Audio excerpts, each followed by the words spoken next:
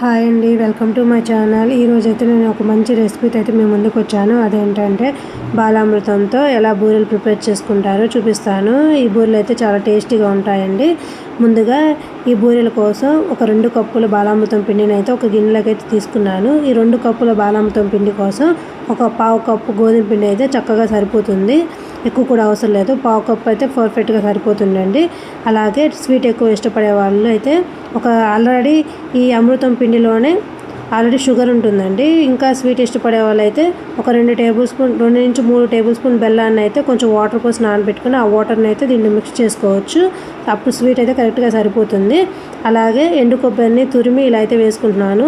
ఈ ఫ్లేవర్ ఇష్టం లేని వాళ్ళు స్కిప్ చేయొచ్చు. అలాగే ఒక 1/2 టేబుల్ స్పూన్ సాల్ట్ వేస్తున్నాను. సాల్ట్ వేసిన తర్వాత యాలకుల పొడి కూడా వేసి అంతా అయితే ఒకసారి అయితే ముందుగా బాగా మిక్స్ అయ్యేలా కలుపుకోవాలి. మిక్స్ అయ్యేలా కలుపుకున్న తర్వాత వాటర్ ఉన్నాయి కదండి, వాటర్ అయితే తీసుకొని కొంచెంగా పోసుకుంటూ చపాతీ ముద్దలాగా అయితే కలుపుకోవాలి.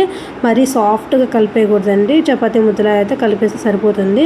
ఇలా కలిపిన పిండిని అయితే ఒక 2 నుంచి 3 గంటల వరకు అయితే నానబెట్టుకోవాలి. టైం ఉంటే ఒక 4 గంటలైనా నానబెట్టుకోవచ్చు. ఎంత నానబెడితే అంత బాగా వస్తాయండి బూరెలు అయితే పర్ఫెక్ట్గా వస్తాయి. 2 నుంచి 3 గంటల తర్వాత అయితే చూపిస్తున్నాను చూడండి. పిండి అయితే ఇలా సాఫ్ట్గా వస్తుంది. ఇలా పిండి ప్రిపేర్ అయిన తర్వాత ముందుగా స్టవ్ మీద కడాయిలో డీప్ ఫ్రై సరిపడా ఆయిల్ అయితే వేసుకుంటున్నాను. డీప్ ఫ్రై సరిపడా ఆయిల్ వేసుకున్న తర్వాత ముందుగా మనం తడిపెట్టుకున్న ఈ పిండిని కొంచెంగా తీసుకుంటూ అప్పల్లా ఒత్తుకొని ఆయిల్లో వేసుకోవాలండి. ఒక్కొక్కటిగా వేసుకోండి, అన్నీ ఒకేసారి వేస్తే అతుక్కుపోతాయి. ఒక్కొక్కటి వేసుకుంటూ కాల్చుకుంటే బూరెలు అనేవి కూడా చక్కగా పొంగి బాగా వస్తాయి. ఇంతే అండి, ఎంతో టేస్టీగా సింపుల్గా చేసుకునే ఈ రెసిపీ అయితే మీకు కూడా నచ్చితే లైక్ చేయండి, షేర్ చేయండి, సబ్స్క్రైబ్ చేసుకోండి. చూడండి, బూరెలు అయితే చాలా పర్ఫెక్ట్గా వచ్చాయి కదా.